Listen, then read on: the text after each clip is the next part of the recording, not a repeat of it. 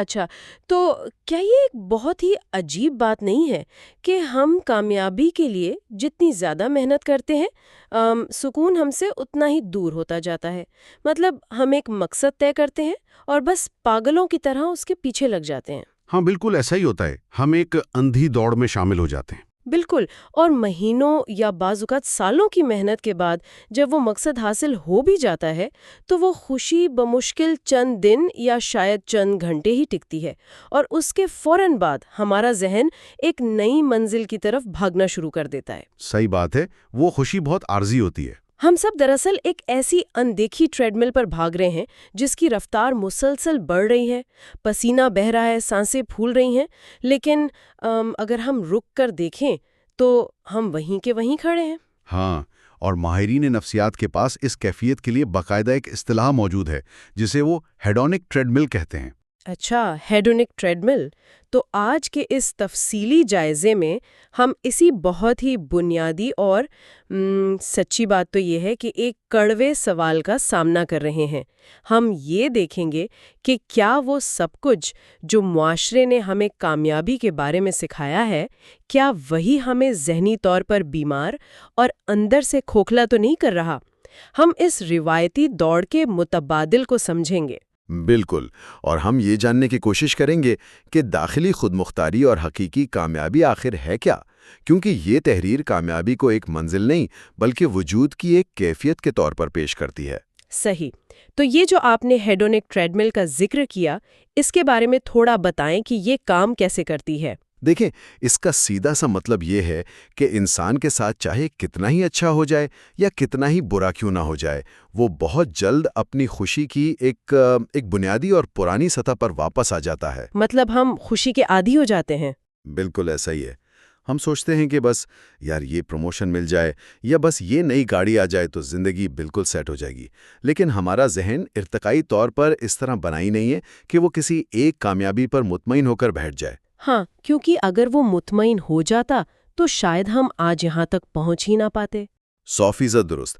ارتقائی نفسیات ہمیں یہی بتاتی ہے کہ ہمارے آباء و اجداد کو زندہ رہنے کے لیے مسلسل متحرک رہنا پڑتا تھا۔ اگر وہ ایک شکار کر کے مطمئن ہو کر غار میں بیٹھ جاتے تو وہ بھوکے مر جاتے۔ صحیح۔ تو ہمارا ذہن ہمیں ہمیشہ مزید کی تلاش میں دوڑاتا رہتا ہے تاکہ ہم زندہ رہ سکیں۔ جی، لیکن اب سب سے بڑا مسئلہ یہ ہے کہ آج ہم جنگلوں میں تو نہیں رہ رہے ہیں نا جہاں بقا کا مسئلہ ہو۔ ہم نے اس ارتقائی میکانزم کو آج کے جدید دور میں اپنی عزت نفس، اپنی کامیابی اور خوشی کا پیمانہ بنا لیا ہے، اور یہی وجہ ہے کہ ہم کبھی پرسکون نہیں ہو پاتے۔ یہ بات بہت حد تک ہماری روزمرہ کی زندگی سے جڑی ہوئی لگتی ہے۔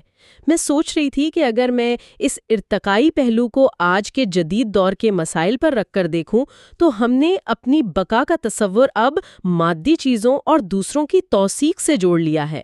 ہاں، جسے ہم ایکسٹرنل ویلیڈیشن کہتے ہیں۔ بالکل۔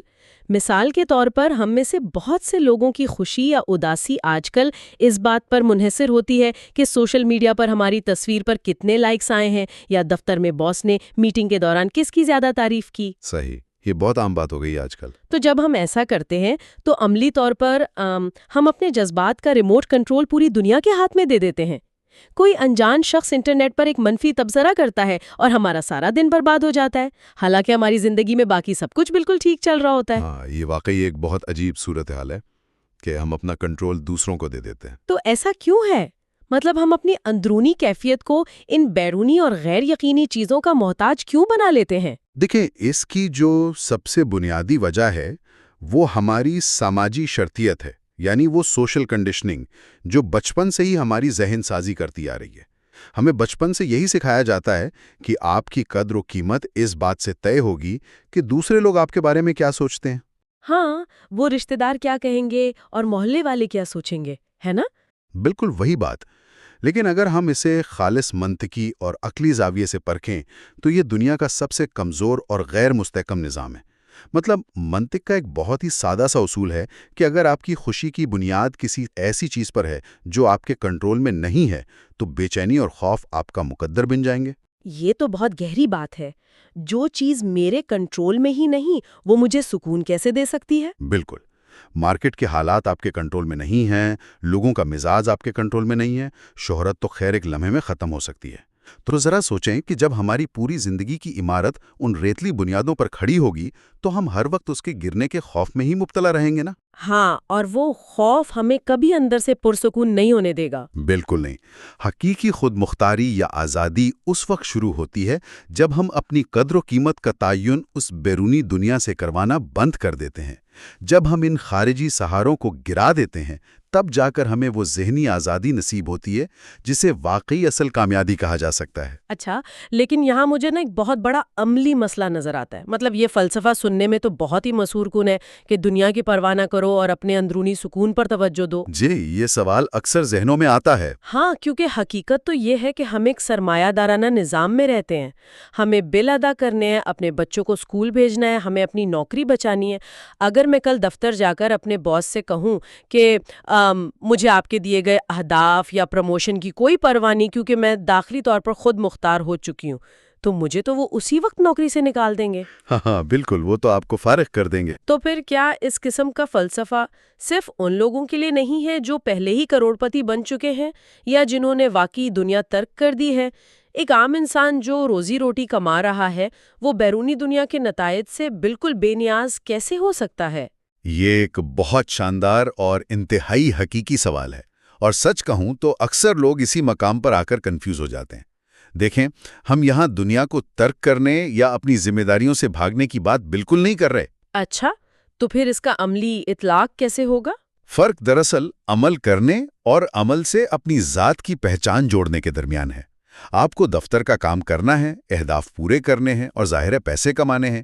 یہ اس دنیا میں جینے کا طریقہ ہے، یہ ایک کھیل کے اصول ہیں۔ صحیح، مطلب کھیل تو کھیلنا پڑے گا۔ بالکل، لیکن مسئلہ تب پیدا ہوتا ہے جب ہم اس کھیل کے سکور کو اپنی انسانی قدر سمجھ لیتے ہیں۔ آپ پورے دل سے اپنا کام کریں، لیکن اگر کسی وجہ سے پروموشن نہیں ملتی یا باس خوش نہیں ہوتا تو اسے اپنی ذات کی ناکامی نہ سمجھیں۔ یعنی ہم اپنی سیلف ورتھ کو ان چیزوں سے الگ کر لیں۔ جی ہاں، داخلی خود مختاری کا مطلب یہ ہے کہ دنیا کا کوئی بھی نقصان یا ناکامی آپ کے اندر کی طمانینت اور آپ کی سیلف ورتھ کو نہ توڑ سکے۔ آپ دنیا کے معاملات میں پوری طرح حصہ لیتے ہیں، لیکن ان معاملات کو اپنے اوپر حاوی نہیں ہونے دیتے۔ اچھا، میں سمجھ رہی ہوں۔ یعنی کھیل کھیلنا ہے، پوری ایمانداری سے کھیلنا ہے، لیکن یہ یاد رکھنا ہے کہ یہ صرف ایک کھیل ہے، یہ میری پوری کائنات نہیں ہے۔ بالکل، یہی بات ہے۔ لیکن اگر ہم بیرونی توثیق کو یا لوگوں کی واہ واہ کو اپنی قدر کا پیمانہ نہیں بناتے تو پھر وہ معیار آئے گا کہاں سے؟ مطلب ہم کیسے طے کریں گے کہ ہم زندگی میں واقعی کچھ بامقصد کر رہے ہیں یا نہیں؟ یہ ایک اہم سوال ہے کہ کامیابی کا اندرونی معیار کیا ہونا چاہیے۔ ہاں، اور یہاں مجھے اس تحریر میں موجود ایک تمثیل کا خیال آ رہا ہے جو اکثر فلسفے میں استعمال ہوتی ہے، ایک بیج کی تمثیل۔ جی، وہ بہت ہی خوبصورت مثال ہے۔ بالکل، اس کے مطابق ہم ہر انسان کو ایک ایسے بیج کی طرح تصور کر سکتے ہیں جس کے اندر ایک پورا درخت بننے کا امکان موجود ہے۔ اب فرض کریں کہ ایک بلوط کے بیج کی یعنی اوک ٹری کے بیج کی کامیابی یہ تو نہیں ہو سکتی نا کہ وہ سیب کا درخت بننے کی کوشش کرے؟ بالکل نہیں، وہ سیب کا درخت بن بھی نہیں سکتا۔ ہاں، اس کی کامیابی تو صرف اور صرف یہ ہے کہ وہ اپنی فطرت کے مطابق ایک شاندار اور تناور بلوط کا درخت بن جائے۔ تو کیا ہم انسانوں کا مسئلہ بھی یہی ہے کہ ہم بلوط ہو کر سیب بننے کی کوشش کر رہے ہیں کیونکہ شاید سیب کی مارکیٹ میں قیمت زیادہ ہے؟ آپ نے بالکل درست اور بہت گہری مثال دی ہے۔ ہمارا اصل مسئلہ ہی یہی ہے کہ ہم نے اپنی انفرادیت اور اپنے جوہر ذاتی کو یکسر نظر انداز کر دیا ہے۔ دیکھیں، ہر انسان جنیاتی طور پر، نفسیاتی طور پر اور اپنے رجحانات کے اعتبار سے بالکل مختلف اور منفرد ہوتا ہے۔ ہاں، کوئی بھی دو انسان ایک جیسے نہیں ہوتے۔ بالکل، دنیا کا کوئی بھی سائنسدان یا مفکر اس بات سے انکار نہیں کر سکتا۔ لیکن بدقسمتی سے ہمارا معاشرہ اور خاص طور پر ہمارا تعلیمی نظام ہمیں ایک ہی سانچے میں ڈھالنے کی کوشش کرتا ہے۔ جیسے سب کو انجینئر یا ڈاکٹر ہی بننا ہے۔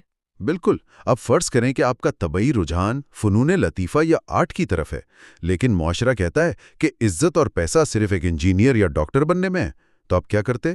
آپ اپنی ہی فطرت کے خلاف ایک جنگ شروع کر دیتے ہیں۔ اور وہ جنگ ہم اپنے ہی خلاف لڑ رہے ہوتے۔ جی، اور یہ وہ جنگ ہے جس میں آپ جیت کر بھی ہار جاتے ہیں، کیونکہ جب ہم اپنی اصلیت کو چھپا کر معاشرے کی مانگ کے مطابق ایک مصنوعی شخص کا روپ دھار لیتے ہیں تو اس کا سب سے بڑا نقصان وہ اندرونی کھوکھلا پن ہے جو ہمیں زندگی کے ہر موڑ پر محسوس ہوتا ہے۔ یہ کھوکھلا پن تو بہت سے لوگ محسوس کرتے ہیں، کامیاب ہونے کے باوجود۔ اسی لیے حقیقی کامیابی اس بات میں ہے کہ ہم اپنی انفرادیت کو، اپنی اصلیت کو پہچانیں اور اسے پوری سچائی اور بغیر کسی خوف کے اس دنیا کے سامنے پیش کر دیں۔ یہ بات سننے میں تو بہت پرکشش ہے، لیکن ساتھ ہی مجھے لگتا ہے اتنی ہی خوفناک بھی ہے، کیونکہ جب ہم اپنی اصلیت کے مطابق جینا شروع کرتے ہیں تو ہم اس طے شدہ سانچے سے باہر نکل آتے ہیں جو معاشرے نے ہمارے لیے اتنی محنت سے بنایا ہوتا ہے۔ بالکل، اور معاشرے کو یہ بغاوت پسند نہیں آتی۔ ہاں، معاشرہ ان لوگوں کو کبھی پسند نہیں کرتا جو اس کے بنائے ہوئے دائرے سے باہر نکلنے کی جرت کریں۔ جو بھی مختلف ہوتا ہے اس پر شدید تنقید کی جاتی ہے اور اسے مسترد کیے جانے کا خطرہ ہوتا ہے۔ تو کیا بغیر کسی ملاوٹ کے اپنی اصلیت کو ظاہر کرنا انسان کو تنہائی اور ایک بہت بڑے معاشرتی دباؤ کی طرف نہیں دھکیل دیتا؟ یہ تو واقعی ایک بہت بڑا خطرہ ہے۔ میں آپ کی بات سے 100% متفق ہوں۔ یہ خطرہ بالکل حقیقی ہے اور اس سے انکار نہیں کیا جا سکتا۔ دیکھیں، انسان بنیادی طور پر ایک قبیلے میں رہنے والا جانور ہے جسے ہم ٹرائبل نیچر کہتے ہیں۔ یعنی ہم اکیلے رہنا پسند نہیں کرتے۔ بات صرف پسند کی نہیں ہے، ارتقائی طور پر پرانے زمانوں میں قبیلے سے نکالے جانے کا سیدھا سا مطلب موت ہوتا تھا، کیونکہ اکیلا انسان جنگل میں زندہ نہیں رہ سکتا تھا۔ اچھا، تو یہ خوف ہمارے جینز میں شامل ہے؟ بالکل، اسی لیے ہمارے اندر ہجوم سے الگ ہونے کا اور لوگوں کی طرف سے مسترد کیے جانے کا ایک بہت گہرا اور طبعی خوف موجود ہے۔ جب آپ اپنی اصلیت کو اپناتے ہیں اور اس ہجوم کی اندھی تقلید سے انکار کرتے ہیں تو آپ کو ابتدا میں ایک شدید تنہائی اور خوف کا سامنا کرنا پڑتا ہے۔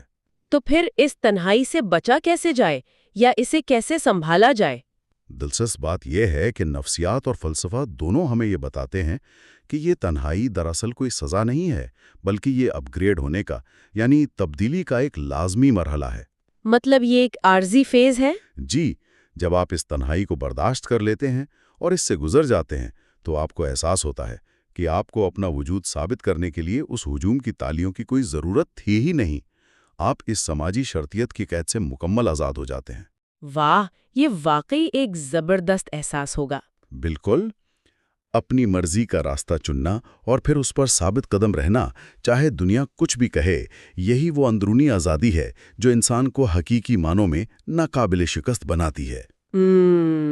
یہ جو ہم نے اپنی اصلیت کو پہچاننے اور ہجوم سے الگ ہونے کی بات کی، اس سب میں ایک اور بہت بڑی رکاوٹ ہے جس پر بات کرنا بہت ضروری ہے، اور وہ ہے ہمارا وقت کے ساتھ تعلق۔ جی، ہمارا وقت کا تصور واقعی ہمارے مسائل کی ایک بڑی جڑ ہے۔ مطلب میں یہ سوچ رہی تھی کہ ہم ہمیشہ اپنی خوشی کو کسی نہ کسی مستقبل کی شرط کے ساتھ باندھ دیتے ہیں، جیسے جب میں وہ بڑی گاڑی لے لوں گی تب میں خوش ہوں گی، یا جب میری ریٹائرمنٹ ہو جائے گی تب میں جا کر سکون سے جیوں گی۔ ہاں، ہم زندگی کو پوسٹ پون کرتے رہتے ہیں۔ بالکل، ہم نے حال کو یعنی لمحہ موجود کو زندگی کا حصہ سمجھنا ہی چھوڑ دیا ہے۔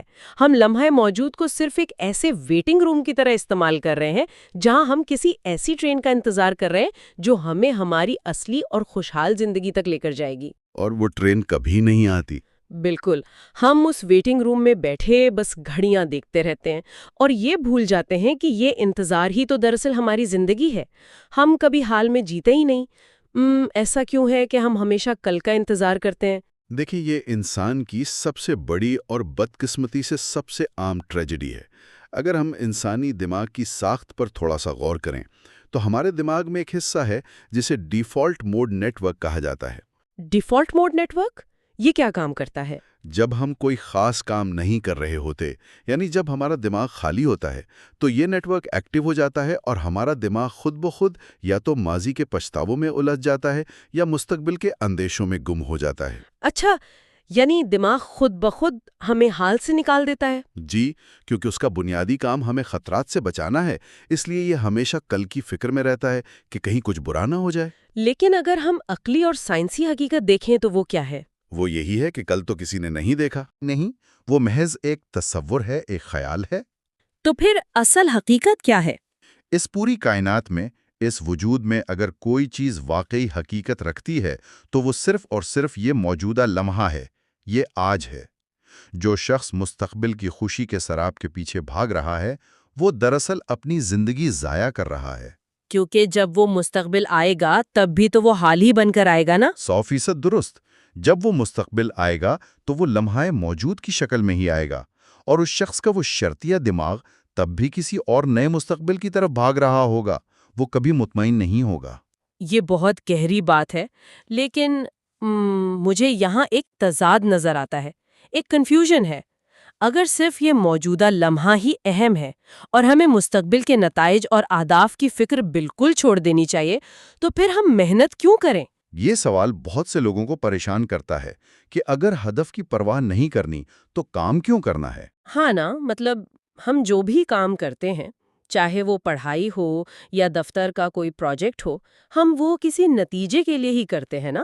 اگر ایک طالب علم سوچے کہ بھئی نتیجہ تو مستقبل میں ہے اور مجھے صرف حال میں جینا ہے، تو وہ تو پڑھنا ہی چھوڑ دے گا۔ بالکل۔ تو اگر ہم نتیجے کی بالکل پرواہ نہ کریں تو کیا اس سے ہماری کارکردگی بالکل صفر نہیں ہو جائے گی؟ کیا ہم محنت کرنا نہیں چھوڑ دیں گے؟ دیکھیں، یہیں پر سب سے زیادہ غلط فہمیاں جنم لیتی ہیں۔ لمحہ موجود میں جینے کا مطلب اہداف نہ بنانا ہرگز نہیں ہے۔ آپ ہدف ضرور بنائیں، اس کے لیے منصوبہ بندی بھی کریں، لیکن مسئلہ وہاں آتا ہے جہاں ہم اٹک جاتے ہیں۔ اچھا، تو ہمیں کیا کرنا چاہیے ہدف بنانے کے بعد؟ ایک بار جب آپ نے ہدف طے کر لیا تو پھر اپنا سارا دھیان اس عمل پر لگا دیں جو اس ہدف تک لے جاتا ہے۔ ہوتا دراصل یہ ہے کہ جب ہم صرف اور صرف نتیجے پر دھیان رکھتے ہیں تو ہم شدید بے چینی اور ذہنی دباؤ کا شکار ہو جاتے ہیں۔ ہاں، وہ ڈر کے کہیں فیل نہ ہو جائیں۔ بالکل۔ ہم سوچتے ہیں کیا میں فیل ہو جاؤں گا؟ کیا میرا پروجیکٹ مسترد ہو جائے گا؟ اس خوف اور دباؤ کی وجہ سے ہماری آدھی ذہنی توانائی تو وہیں ضائع ہو جاتی ہے اور ہم اپنا کام ٹھیک سے کر ہی نہیں پاتے۔ یہ تو ہے، ڈر کی حالت میں تو کوئی کام ٹھیک نہیں ہوتا۔ اس کے برعکس، جب آپ نتیجے کے خوف سے آزاد ہو کر اپنا سارا دھیان اس کام پر، اس پروسیس پر لگا دیتے ہیں جو آپ اس وقت کر رہے ہیں، تو آپ ایک خاص ذہنی کیفیت میں داخل ہو جاتے ہیں۔ ماہرین نفسیات اس کیفیت کو فلو سٹیٹ کہتے ہیں۔ اچھا، فلو سٹیٹ، یہ فلو کی کیفیت دراصل کیا ہوتی ہے؟ کیا یہ وہ حالت ہے جب آپ کسی کام میں اتنے مگن ہو جاتے ہیں کہ آپ کو اپنے ارد گرد یہاں تک کہ وقت گزرنے کا بھی احساس نہیں رہتا؟ جی بالکل وہی۔ جیسے کوئی موسیقار دھن بنا رہا ہو اور وہ بالکل اس میں گم ہو جائے، یا کوئی پروگرامر کوڈ لکھ رہا ہو اور اسے یاد ہی نہ رہے کہ اس نے کھانا بھی کھانا تھا۔ مطلب وہ اپنے کام میں مکمل ڈوب جاتا ہے۔ آپ نے بالکل صحیح پہچانا، یہی وہ وجدانی کیفیت ہے جسے فلو کہا جاتا ہے۔ اس حالت میں انسان کا ذہن اپنی بہترین سطح پر کام کر رہا ہوتا ہے۔ ہمارے دماغ کے پری فرنٹل کارٹیکس کا وہ حصہ جو خوف، شک اور خود احتسابی پیدا کرتا ہے، وہ اس وقت تقریباً خاموش ہو جاتا ہے۔ واو! مطلب دماغ کا وہ حصہ جو ہمیں ڈراتا ہے وہ بند ہو جاتا ہے؟ بالکل۔ آپ کا پورا وجود، آپ کی پوری توانائی صرف اس لمحے اور اس کام میں سمٹ آتی ہے۔ اب آپ مجھے خود بتائیں، جو شخص اس کیفیت میں کام کر رہا ہے، جس میں نہ ناکامی کا ڈر ہے اور نہ مستقبل کی بے چینی، تو کیا اس کا کام بہترین یا ایکسلنٹ نہیں ہوگا؟ 100%۔ وہ تو اپنا بیسٹ دے گا کیونکہ اس کا ذہن بالکل کلیئر ہوگا۔ تو ثابت یہ ہوا کہ کارکردگی بہتر کرنے کے لیے نتیجے کی فکر اور خوف ضروری نہیں ہے، بلکہ عمل سے محبت اور اس میں مکمل غرق ہو جانا ضروری ہے۔ نتیجے سے بے نیاز ہو کر کیا گیا کام ہی دراصل بہترین نتیجہ پیدا کرتا ہے۔ یہ کتنا زبردست اور حیران کن تضاد ہے کہ اگر آپ کو بہترین نتیجہ چاہیے تو آپ کو نتیجے کی فکر کو ہی اپنے ذہن سے نکالنا ہوگا، ورنہ ہم تو ہمیشہ یہی سوچتے ہیں کہ جتنا زیادہ ہم کسی چیز کے کھو جانے سے ڈریں گے، ہم اسے پانے کے لیے اتنی ہی زیادہ محنت کریں گے۔ یہ ہماری ایک بہت بڑی غلط فہمی ہے۔ بالکل، حقیقت اس کے بالکل الٹ ہے۔ ڈر تو ہمیں مفلوج کرتا ہے، جبکہ عمل کا لطف اور یہ جو فلو کی کیفیت ہے، یہ ہمیں تخلیقی بناتی ہے۔ اس کا مطلب تو یہ ہوا کہ ہمیں کامیابی کے اس پورے روایتی ماڈل کو بالکل الٹا کر کے دیکھنا پڑے گا۔ جی ہاں، اور جب آپ اس روایتی ماڈل کو الٹ کر دیکھتے ہیں تو آپ کو سمجھ آتا ہے کہ معاشرے نے جو کامیابی کا پیمانہ ہمیں دیا تھا، وہ دراصل ایک جال تھا جس میں ہم پھنس گئے تھے۔ صحیح۔ جس دن انسان یہ فیصلہ کر لیتا ہے کہ اس کی کامیابی اس بات پر منحصر نہیں کہ اس کے پاس کتنی دولت ہے یا لوگ اسے کتنا کامیاب مانتے ہیں، بلکہ اس بات پر ہے کہ وہ اپنے اندرونی وجود کے ساتھ کتنی ہم آہنگی میں ہے، اسی دن سے اس کی حقیقی زندگی کا آغاز ہوتا ہے۔ اور کیا وہ ہر لمحے کو پوری توجہ اور سکون کے ساتھ جی رہا ہے؟ یہ بھی تو شامل ہے نا؟ بالکل، یہ سب سے اہم ہے۔ اور سب سے خوبصورت بات یہ ہے کہ یہ کامیابی کوئی ایسی منزل نہیں ہے جو سالوں بعد ملے گی، یہ اسی لمحے آپ کے اپنے اندر ہر وقت موجود ہے۔ بس اس کو محسوس کرنے کے لیے وہ بیرونی دنیا کا شور بند کرنا پڑتا ہے۔ تو اگر ہمیں ساری اتنی گہری بحث کو سمیٹیں تو ہم یہ کہہ سکتے ہیں کہ حقیقی کامیابی کسی پہاڑ کی چوٹی پر پہنچ کر جھنڈا گاڑنے کا نام ہرگز نہیں ہے، بلکہ اس پہاڑ پر چڑھنے کے ہر قدم کو، ہر سانس کو مکمل طور پر محسوس کرنے اور اس سفر سے لطف اندوز ہونے کا نام ہے۔ بہت خوبصورت خلاصہ کیا آپ نے۔ شکریہ۔ اور ہم نے شروع میں جس تھکا دینے والی ٹریڈ مل کی بات کی تھی، اس سے اترنے کا شاید واحد راستہ یہی ہے کہ ہم یہ تسلیم کر لیں کہ ہمیں کہیں پہنچ کر سکون نہیں ملے گا، بلکہ سکون ہمیں اپنے اندر اسی جگہ پیدا کرنا ہے جہاں ہم اس وقت کھڑے ہیں۔ بالکل ایسا ہی ہے، اور اس کے لیے ہمیں سب سے پہلے اپنے انفرادی جوہر کو پہچاننا ہوگا، پھر اس خوف کو چھوڑنا ہوگا کہ ہجوم کیا کہے گا، اور تیسرا مستقبل کے سراب سے نکل کر آج اور ابھی کے عمل میں پوری طرح شامل ہونا ہوگا۔